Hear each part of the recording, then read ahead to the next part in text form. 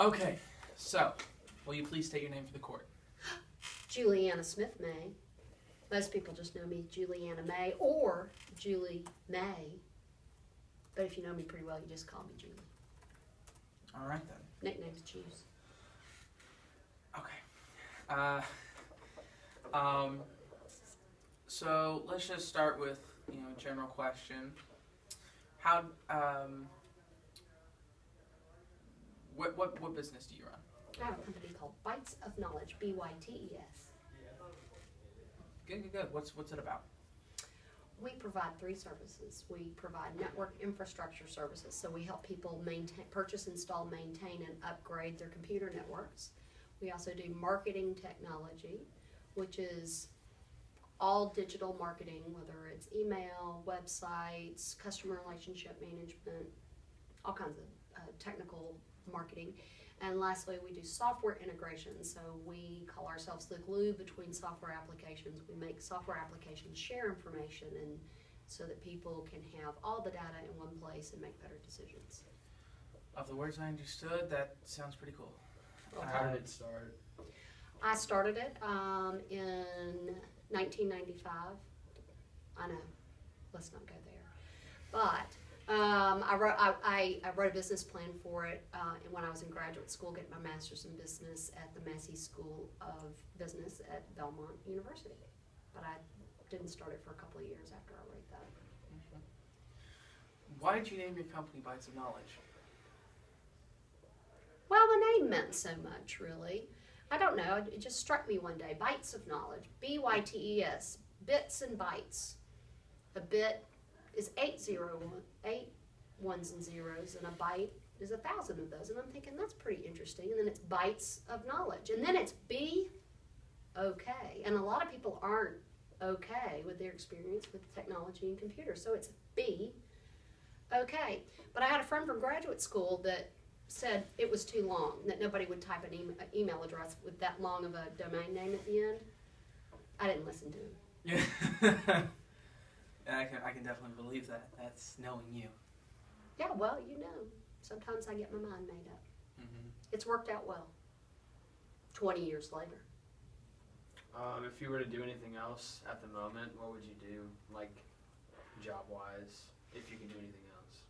Well, I definitely can do other things. And I'm actually on a path to do some other things. I want to start a coaching practice that focuses on 3 things. Number 1, culture, what an organization's culture is, and how to get the people doing the best they can for themselves, for the business, and for the clients. On metrics, how to measure success on an individual basis and then also on a company-wide basis. And then lastly, agile management, which is a process by which people are empowered to organize and work in teams and improve the company. So, and that's called Holacracy, H-O-L-A-C-R-A-C-Y. All right. Was there anyone who didn't believe you'd be here today? Like someone who just really didn't think you'd, be as successful as you are. Who and why? Well, I will tell you that I don't really know the answer to that because I don't know that anybody would admit that. But I will tell you I was pretty different than most people, and specifically, well, I don't know. That goes back a long way. But I will tell you, in college, I was always trying to make money, and I think I was a little bit of an odd bird. I worked through college, and because I wanted to, not because I needed to.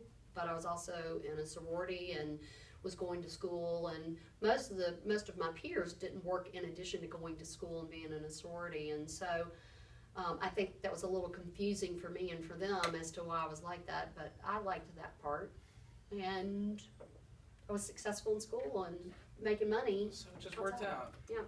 All right. So I don't know that anybody was saying you'll never be here. I know that my mother was always concerned about, make sure you save money so that you don't your company doesn't end up going bankrupt and it impacts your family and your personal life. But I don't think she was saying you're not going to be able to do it. Smart. So let's just get to Alex and I's idea Okay. So what we're trying to do is start up a website. Yep. For sporting equipments. We know there's stores, but nowadays everything is starting to get digital, and I'm thinking, what we're thinking is that instead of having having to go to the store, you could just go online and shop. Like, you could do the same for Dick's, but we're Lowering lowering prices. prices because they're gently used stuff. Mm-hmm. So basically, we're kind of confused on a business plan at the moment. We are thinking about taking donations and starting like something like Goodwill, but we were kind of shaky about that idea. But we thought of doing like a Kickstarter or a GoFundMe Mm-hmm. to just get off the ground so we can buy stuff from people and then sell it Mhm. to try to make a profit. So that's our most recent business plan. Yeah, although I do believe that the Goodwill idea could. I know there's kind of like this, kind of you don't want to feel like we're robbing people, but of their stuff, but people donate to Goodwill all the time. So I do believe that. So we're still trying to figure out the business plan, and once we have a set business plan. Actually, so what would be your thoughts? I'm going to ask you, what would be your thoughts on the plan as it is right now, and is there anything we can do to fix it up? Well, the most important thing is that there's two things that are important there's a lot of things that are important, but there are two things that come to mind very specifically with regard to your business. Number one, you need to fill a need. And then number two, you need to generate revenue, preferably recurring revenue, so you don't have to start at zero every month and then build back up, right? So you're playing in a space between a Play It Again Sports and a Goodwill, right? Mm-hmm. Yep, that's accurate, right? Yes. Has Play It Again Sports online? Do we know that they have an Not online that I know presence? of. Okay. So, I just saw an article this weekend, and I'm just wondering if, and it solves a problem. So I'm just going to look it up really quick. Go ahead. And this gentleman out of Franklin is about to solve a problem that I have. And I'll tell you what are the problems with sports equipment. It's like my young son, Christopher, who I think we all know, the critter, plays hockey, right? Well, we've got this great goalie equipment. Now, if we take it in to Play It Again Sports, they're going to give us pennies on the dollar, right? But we want to get some money back for it, and it's gently used. If I give it to Goodwill, I'm not sure if that's the right audience for it, number one, but all I get is a tax write-off. And from an annual basis, I think I can only give away a maximum of $250 worth of stuff in order to get a tax write-off. So I just need to do that out of the, kindness of my own heart. And so it would be interesting to get more than I could get from Play It Again Sports, but provide as somebody giving the equipment, but have that facilitated so that buyers can meet sellers online for this stuff. And then you talk about you've got stuff like eBay and Craigslist, but you kind of have to wade through a whole bunch of stuff, and it's not exactly right. But there's a guy that is launching a company. His name is Willis Johnson, called Tackle, Takl. And here's what he does, is that he finds people who need chores around the house done. Everybody I know needs a handyman. It doesn't mean that we need a contractor, because a contractor's wants several $1,000s to do stuff, right? Takl. But everybody has honeydews that need to get done, and sometimes my husband's on the golf course and I can't get all my honeydews done, but I don't have one place to go to find the people that I need in order to do those things. And so Tackle is matching people who do tasks with people who need tasks done, and then what they're going to do is earn a percentage of that income by just providing the online website for those people to connect with one another. Okay, So I'm thinking with sports equipment, yeah. it's just sports equipment. Coming up with a niche business is really, really great. Craigslist is not niche, it's too expansive. eBay, still too expansive. It does break it down into categories. But what if there was just a site online where everybody could just match up needs for gently used sports equipment That's and then earn a percentage? definitely an idea. Right? And so if for example, a whole set of goalie hockey gear, for example, let's say I bought it for $350, brand spanking new. Mhm. And let's say that I wanted to sell it for $250. Who knows, right? Well, wouldn't it be great if I could charge $275, if the company could charge $275, that company that matches gets $25, but I get the $250, and everybody that's looking for sports equipment only goes there, and it can be broken down by geography? I'm just thinking. That And then you get tons of transactions for less, but all those transactions add up. yeah, that definitely could work. That's how banks make money, or on credit cards, right? They charge a little bitty percentage every time you use a credit card, but they do so many of them that their revenue goes through, that creates a lot of revenue. I mean, another reason why we're having this interview is because we're just trying to figure out a business plan, and Yep. you know best, like, how to create a business plan. And I do. I actually have a template for a business plan. Would you like it? Yeah. that'd be great. It's a PowerPoint presentation. I can give that to you. I'll walk you through it. Yeah, we just needed help just figuring out what we need to do to Uh-huh. be successful, because this could actually become a really big thing. Yeah. And we hope it could become a really big thing. Yeah. Something that I was gonna say.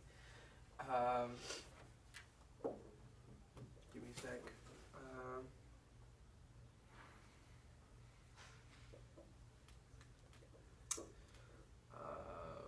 Template. Template, business plan, generating revenue on a small percentage of a lot of transactions. That was it, but no, okay. So credit cards, use that Mm-hmm. for. They do small percentages, and lots of small percentages instead of lots of money off a few transactions. They do a lot of transactions and make a lot of money Mhm. with a little bit of margin on top. Yeah, so like, you're saying we could, charge.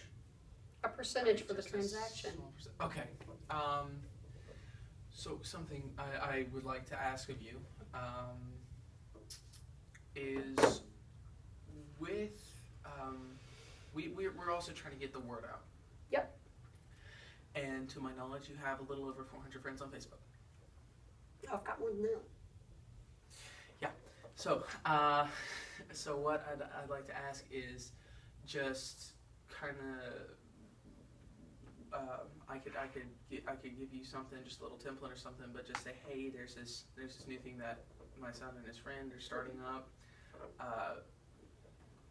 Just check out their site, you know, and even if over 400 people will check out that website, maybe even if just a fraction of them actually decide to use it, Mm-hmm. that fraction could spread out and say, hey, this is a really great site, they're doing this or this.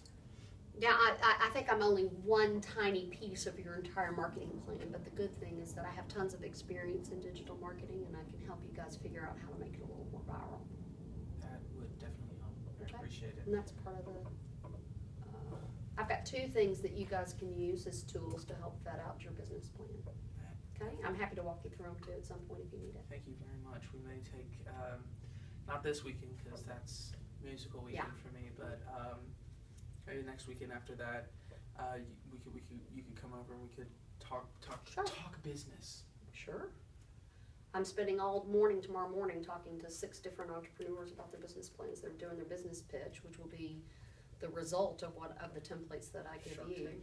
Yeah, it's like what you would do in front of somebody that was going to invest in your company. So Fantastic. I think we have Who- enough on who knew? video, and that could definitely help out with our I think business. it could. All right. Yeah.